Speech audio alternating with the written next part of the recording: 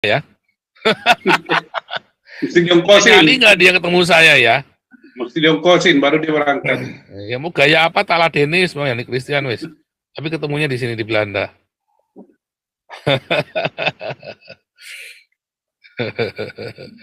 Katanya dua tangannya mau bunuh saya. Mau bunuh orang-orang ini. Mana? Saya kok nggak yakin si Ani Christian punya nyali ya. Saya kalau nggak tahu kalau di Indonesia ya, kalau di Eropa itu masuk penjara loh Pak. Ancam pembunuhan itu. Ya, itu masuk penjara Pak. Di sini nggak bisa.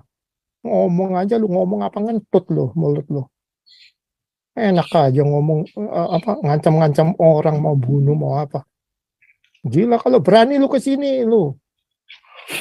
Kalau nggak masuk penjara lu gila tuh orang. Pak, kami bikin nota keberatan langsung kasih ke Mabes itu Pak. Kami keberatan nih omong-omongan seperti ini nih. Iya Pak. Jadi walaupun kami bukan saya bukan Saifuddin, bukan Josepan, tapi omong-omong seperti ini kata bunuh-bunuh ini rasanya terlalu berlebihan ya untuk Indonesia. Jadi karena ya. kita Galarua Pak sudah bahas itu, nanti saya tidak ceritakan detailnya di sini.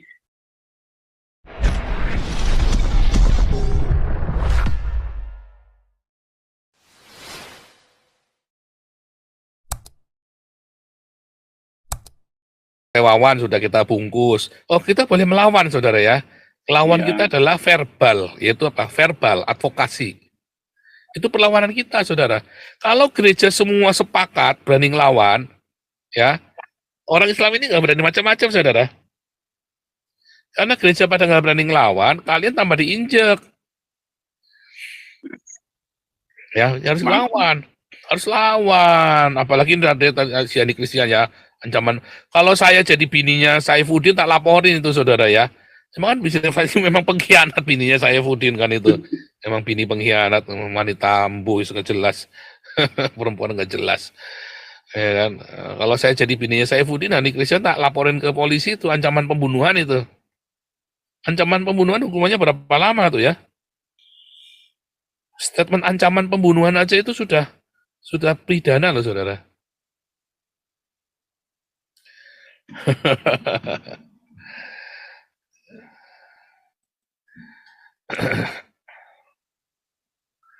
Saya pengen tahu si Hani Christian berani nemuin saya di Belanda nggak ya? Mesti diongkosin. Kali nggak dia ketemu saya ya? Mesti diongkosin baru dia berangkat. Ya mau gaya apa Taladenis mau Hani Christian wis. Tapi ketemunya di sini di Belanda.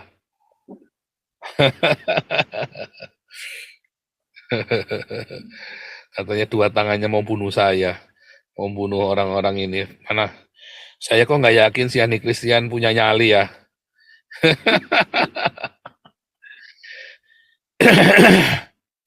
Jangan-jangan nggak punya titik juga ya.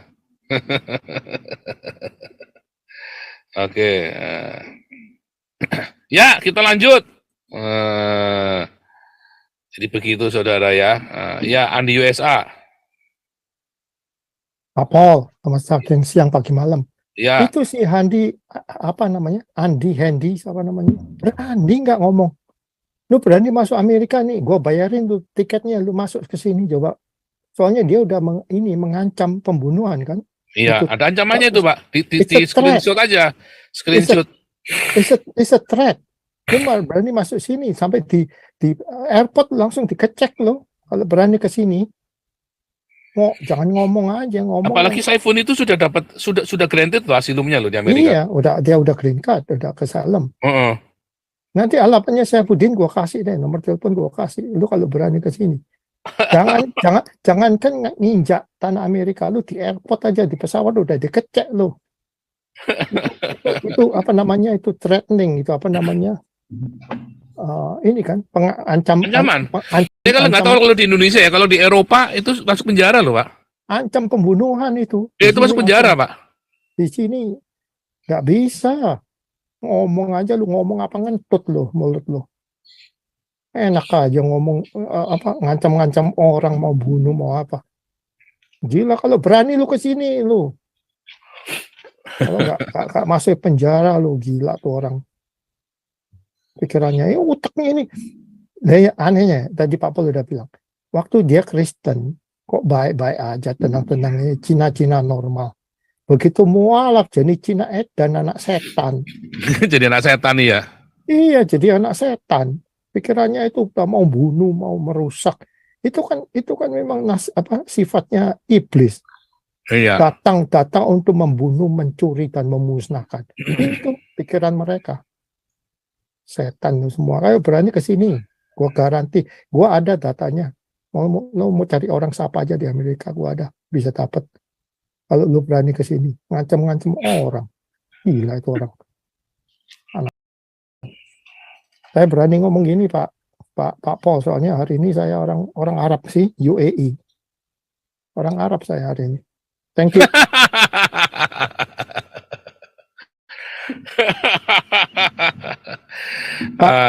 Pak Franz Lisi nggak mau terima. Dia orang Yerusalem, dia bilang topinya orang Yerusalem. Saya UAE ini, saya orang Arab hari ini.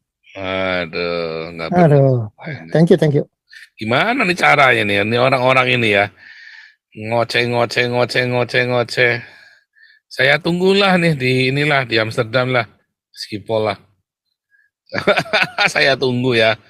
Aduh. Ya, Pak Paul tunggunya di Schiphol, saya tunggunya di SFO, San Francisco. Ayo, saya tunggu. Kasih tahu saya flight numbernya berapa. Saya tunggu. Luar biasa ya.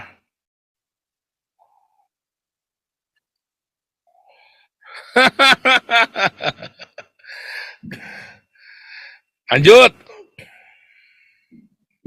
Mas Andi Amar. Ya. Oke, selamat malam teman-teman yang ada di Indonesia. Selamat malam pastor di Indonesia, juga teman-teman diaspora. Saya mau share screen dulu, pastor, mohon diizinkan supaya kita tidak hanya melihat ini semacam satu fenomena yang terlepas dari suatu rancangan besar sebenarnya ini. Itu maksud saya adalah kegiatan-kegiatan mereka yang menggila, yang begitu hebat seperti mereka yang menguasai negara ini. Suka-sukanya bicara seperti Hani Christian ini. Ya, jadi ini bukan negara nenek moyangnya gitu. Ya, ini adalah negara hukum yang Anda harus taat kepada hukum. Kalau Anda misalnya begini, Hani, ya, sembarang ngomong, mengancam ini, itu siapa di belakang Anda? Ya, siapa di belakang Anda? Semakin Anda melakukan tekanan-tekanan kepada orang yang jadi manusia baru, orang yang sudah menemukan hidupnya, bisa saja Anda misalnya menang, ya, mengalahkan atau menang soal membunuh jiwa mereka, jasmaninya.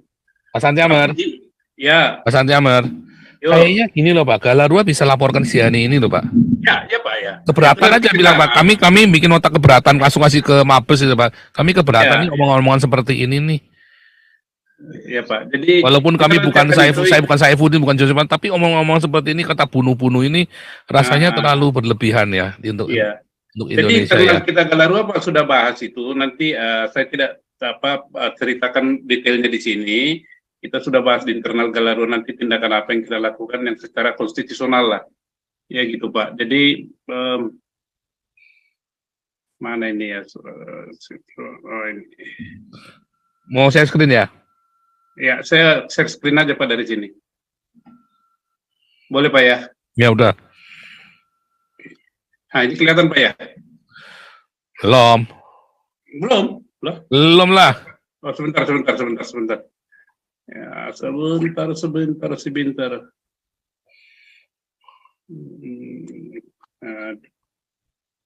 Keterlaluan ya. Oke, jadi ini hadirkan ya semangat Yohanes Latuharahari PKK Jilid 2. Ini nanti penjelasannya begini. Ini adalah suatu pengingat kepada seluruh ya. Kita bukan mengancam. Saya ini berbicara ya para penyelenggara negara, penyelenggara pemerintahan, TNI, Polri, kami ini berbicara atas nama rakyat. Kami rakyat ini yang bergabung di Galarua, yaitu jaga Pancasila, Jamrut Khatulistiwa. Visi kami, Bapak Ibu, ya, visi kami adalah sesuai dengan Undang-Undang Dasar 45, bahwa kita ini wajib membela negara. Jadi tidak di luar itu. Nah, membela negara pun kami persempit di dalam hal penegakan hukum dan kemanusiaan. Itu ya, Hani Christian, perhatikan itu baik-baik. Kita bukan membela agama, ya, tidak membela agama, membela siapapun bangsa atau rakyat Indonesia yang mengalami ketidakadilan, yang mengalami tindakan persekusi dan lain sebagainya. Galagua itu terpanggil karena itulah amanat anggaran dasarnya, turut bela negara. Jadi kami di sisi pemerintah, kami di sisi negara lah. Ya, jadi kami juga berharap TNI, Polri, atau siapapun yang menjadi aparat bela negara, mari sama-sama. Kalau ada orang-orang yang begini, bapak-bapak, jangan didiamkanlah. Ya, bapak-bapak kan punya aparat, punya intel, punya itu, tiduk langsung. Nah, Hani Christian ini saya heran, ini manusia dewa atau apa? Bagi saya bukan dewa. Anda diperalat oleh suatu kekuatan yang tidak kelihatan. Ya, apakah itu manusia ataupun macam-macam. Jadi saya sampaikan kepada Hani, ya, sehebat apapun Anda berhasil membunuh jasmani seseorang yang sudah percaya kepada juru selamatnya, jiwanya Anda tidak berhak menyentuh sedikit pun itu rohnya. Dan Anda nanti tidak akan berdaya apa-apa. Ini saya ingatkan aja. Jadi jangan soal ancam-mengancam itu adalah sifat manusia barbar. Maaf ini. Ya, Anda kan bukan manusia primitif.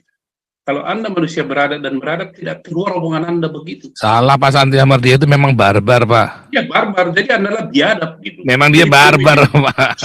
Super duper. Penganut super agama duper jahiliyah. Nah, gitu. Nah, jadi ingin saya sampaikan di sini adalah itu untuk Hani, ya. Juga ini nanti teman-teman kita GKPS. GKPS ini mainstream, Pak Pastor Paul. Kita kemarin, saya kan tunjukkan ini, lucu ini. Karena Pastor Paul tadi singgung. Kenapa ya? Kenapa kita ini sepertinya tidak bersatu? Memang tidak bersatu. Ini pengalaman kita, Pak. Saya tidak sebutkan aja dari aras mana, institusi mana. Ketika kita di Lampung ada biro hukum dari suatu institusi aras nasional Kristen, ya Kristen. Apa diomongkan ke mereka? Sudahlah, mengapa kalian ini ya ngotot-ngotot pengadilan? Mengapa begini-begini memperkarakan? Kalian jangan terlalu. Kalian kan nggak takut nanti mereka militansinya kembali. Yang penting izinnya dikasih. Walah, ini datang dari mulut ucapan ini keluar dari mulut seorang biro hukum, ya, suatu institusi aras nasional Kristen. Inilah gambarannya, Pastor. Jadi jangan diharap mereka itu ada di sisi daripada yang dipersekusi. Justru mereka memberikan tekanan secara halus. Kamu jangan macam-macam, kira-kira begitu. Ini yang diperalat atau dipakai oleh para persekutor itu. Nah, itu pengalaman di sana. Sekarang kita lihat misalnya GKPS. GKPS ini, Pak, adalah sama dengan HKBP. Nah, kita nanti kalau misalnya ke sana, kita akan tidak tahu bagaimana rencana mereka. Jangan nanti berulang seperti kita dengan Cilegon. Tetapi apapun itu, fokus kita adalah bagaimana membantu mereka bisa beribadah hari Jumat dan Minggu. Itu dulu, yang lain-lain itu urusan belakangan. Nah, saya kembali kepada ini, Pak. Ya, teman-teman, ya. Jadi, bahwa ini masalah ini akan terus berlanjut. Terus berlanjut apa? Kenapa saya sebutkan hadirkan semangat Yohanes Latuhar Hari Dewan Kawan-Kawan Jilid 2. Semangatnya ini begini. Latuhar Hari ini menolak dengan tegas dicantumkan itu 7 kata dalam Piagam Jakarta Preambul Undang-Undang Dasar 45. Menolak kewajiban menjalankan syariat Islam bla bla bla bla bla. Ya. Tolak itu. Kalau itu dicantumkan, kami akan berpisah dari Indonesia ini. Tegas itu. Maka pada tanggal 18 Agustus buru-buru pasukan Soekarno dan Soeharto itu berubah. Tetapi di dalam perubahan ini ada yang tidak setuju, memang dari awal ingin mereka itu dicantumkan. Siapakah itu? Adalah golongan Islam, tetapi tidak semua golongan Islam. Ya, tidak semua. Masyumi tidak masuk di situ. Yang paling keras supaya itu masuk adalah Haji Wahid Hasim. Yang paling keras adalah Agus Salim. Agus Salim dari mana? Dari Sumatera Barat. Sumatera Barat itu kan kita kenal itu Wahabi 900 sekian. Wajar-wajar aja dia bilang. Kenapa? Salah satu alasan daripada Latuhar Hari mengatakan, tolong itu dicabut karena itu akan merusak nanti persatuan. Itu akan merusak ada istiadat yang ada di Ambon, di Maluku, di Indonesia Timur, dan di Sumatera Barat. Nah, ketika muncul kata Sumatera Barat ini, Agus Salim membantah, tidak, di Sumatera Barat tidak begitu. Ya enggak, karena dia sejak 1800 sekian sudah Wahabi. Tetapi Agus Salim lupa bagaimana di tanah Batak itu adat istiadat rusak oleh karena ajaran mereka. Rusak. Saya kemarin ketemu dengan ada marga orang Batak, Lubis. Ya, marga apa le? Oh Lubis. Istri orang marga apa? Lubis. Coba, apa nggak rusak? Batak nggak boleh itu kawin satu marga. Rusak. Saya tahu bahwa dia menganut itu. Nah, itulah semangat dari Latuhara Hari, tetapi dibantah. Tapi pada akhirnya adalah dihapus itu. Dihapusnya 7 kata itu dari Piagam Jakarta membuat yang mendukung ini atau yang merancang itu marah. Dan kemarahan itu berlanjut sampai hari ini. Jadi jangan heran ya teman-teman bahwa ini bukan suatu bukan suatu persoalan yang berdiri sendiri, ya, bukan. Nah, ini gambarannya. Ya, Piagam Jakarta minus Masyumi dan ada kebangsaan ini. Inilah grupnya ini. Jadi Soekarno itu bukan nasionalis itu. Bukan nasionalis. Saya bukan menjelek-jelekan Soekarno. Dia itu adalah pendukung daripada Piagam Jakarta. Bahkan itu dia tegur Latuhara Hari. Sudahlah, nggak usah ribut-ribut, udah beres itu udah konsensus. Itu Soekarno itu. Jadi kalau Ganjar ngomong mendukung Soekarno, ya pantas lah. Pantas, memang dia punya gen, ya, punya gen itu. Ya, punya gen, punya DNA, ya. Ya, yang mendukung siapa lagi? Darul Islam, ya, Tentara Islam Indonesia TI, partai-partai berasaskan Islam.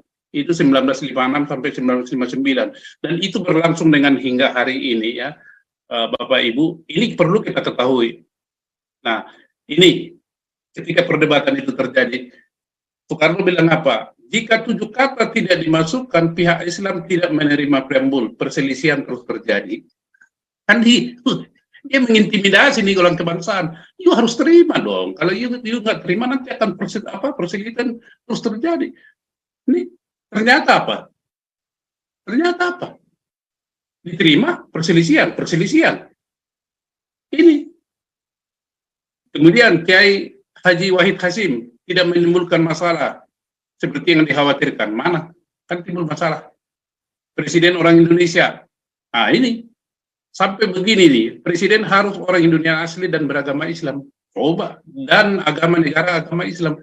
Jadi Bapak Ibu, semangat mereka ini tidak pernah padam. Sampai hari ini terus itu. Inilah dimanfaatkan oleh orang-orang yang khilafah itu, yang beraliran keras. Ada memang muslim yang moderat, ada muslim, kita tidak pungkiri itu, ya, mereka itu. Nah, ini yang sedang terjadi di Indonesia yang harus kita pahami akar masalahnya. Nah, timbullah sekarang seperti ini. Ini lagi Pak Pastor. Kita waktu di sana di Lampung ada dapat berita bahwa anggota DPD Republik Indonesia berkunjung ke sana. Tanggal 5 hari ini. Nah, tanggal 5. Kita kan udah pulang dari sana tanggal 4, nggak mungkin kita tunggu. Nah, anggota DPI itu berkirim surat kepada gubernur untuk melakukan pembicaraan masalah persekusi gereja di sana, yaitu GKKD. Ini orangnya nih. Apa omongannya di sana, Pak? Ini yang Bustamin, ya, Bustamin. DPD RI Bustami minta proses perdamaian dipercepat dan ditutup buku, menyalahkan kegiatan ibadah yang dilakukan di rumah. DPD apaan ini? Nah, saya hari Senin atau hari Selasa akan ke MPR. Saya akan laporkan ini orang, karena surat kita sudah masuk ke MPR, Pak. Presiden, Menko Polhukam, Kemendagri, Kemenak, Ketua DPR dan MPR, saya akan tanya, ini saya akan permasalahkan ini orang, Anda partisan atau bagaimana? Anggota DPD itu partisan, kira-kira bagaimana di negara ini, ya? Inilah yang sudah rusak ini otaknya ini. Saya kalau bisa jumpa dengan dia kan kita bersoal jawab, berargumentasi. Omongan apa? Jadi harus bertanggung jawab ini, omongannya ini. Perdamaian apa? Kenapa Anda tidak mengedepankan perdamaian dulu sebelum terjadi sesuatu? Dan sesudah terjadi sesuatu, lantas Anda mengadakan perdamaian dan menyalahkan kegiatan ibadah yang dilakukan di rumah. Anggota DPD apaan ini? Saya berharap nanti masyarakat Lampung tidak memilih tahun ini di 2024. Jangan pilih ini. Ini merusak Lampung ini kan. Saya akan sampaikan, Anda harus sebagai anggota DPD harus bersikap mengutamakan kepentingan nasional, melindungi bangsa. Anda di sana bukan mewakili siapa-siapa, yang mewakili rakyat.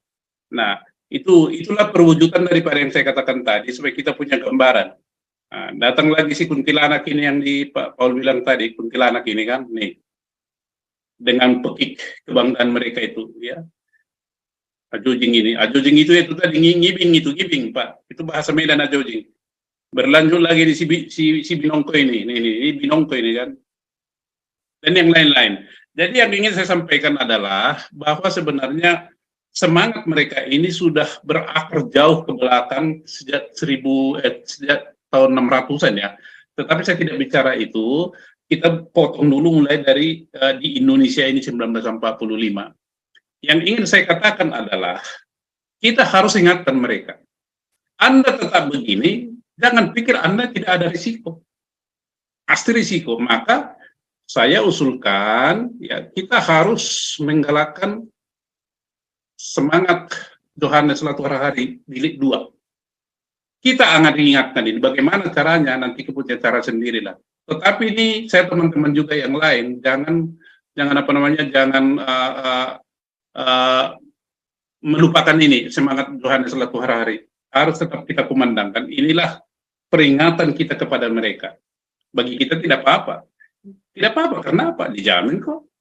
Kita ini bersatu di dalam negara Republik Indonesia kan dengan harapan hidup lebih baik.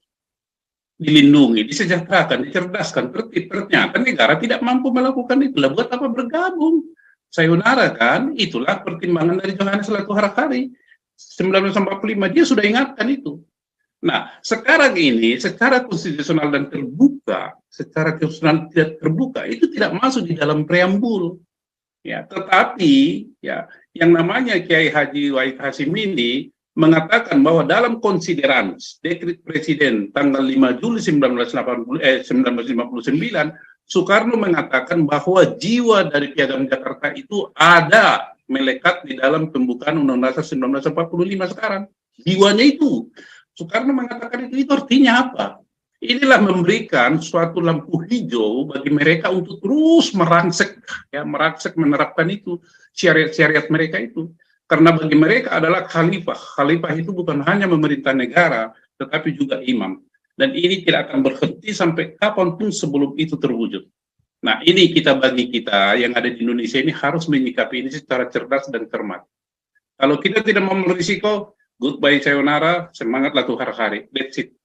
Anda di sana, kami di sini. Udah selesai. Sebagai dua negara, ya bisa kita menjalin hubungan diplomatik kan. Lebih enak daripada gontok-gontokan tiap hari seperti siapa yang ini habis menyegel gereja terus habis menyegel gereja terus joget-joget ya kayak orang kesetanan gitu. Jadi ini aja yang ingin saya sampaikan teman-teman semua supaya kita tahu posisi kita. Apa kewajiban kita. Bagi saya kita itu bukan kristenisasi. Teman-teman yang lain tolong dengarlah ya. Bukan kristenisasi. Di gereja atau di mana itu adalah mendidik manusia menjadi manusia yang baik, yang bermartabat, yang punya keyakinan diri bahwa hidupnya akan lebih baik. Adakah yang salah ajaran itu? Saya mau tanya. Jadi yang membuat tidak rukun itu siapa? Di PPM 2 Menteri itu yang membuat rukun itu siapa?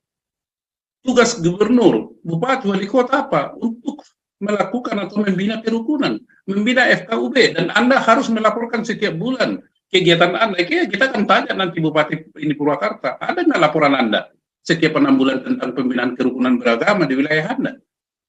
Kalau enggak nanti kita gugat lagi dia kan. Saya kan warga Jawa Barat kan. Gitu, kita gugat dia. Anda tidak bisa begitu. Nah, inilah yang kita sampaikan. Kita berjalan di puncak ombak. Ya, tetapi di puncak ombak kalau kita salah jalan bisa jatuh. Tetapi saya yakin kita cerdas berjalan di atas ombak, puncak ombak itu, dan kita sampai di tepian dengan selamat. Jadi teman-teman semua yang ada di Zoom memahami akar masalah sejarah ini. Tadi Pastor Paul sudah membuka sejarah Bizantium dan lain sebagainya, dilanjutkan ke 1945. Jadi ini bukan persoalan yang mudah dan akan terus berulang dalam bentuknya yang lain. Terus berulang itu. Kita pun harus cerdas dan ikut berdinamika, tidak hanyut dan tidak takut. Kita akan tetap fight. Ya, karena kita ini adalah soal kemanusiaan dan penegakan hukum. Baik, bisa ditambahkan oleh teman-teman yang lain. Terima kasih, Pastor.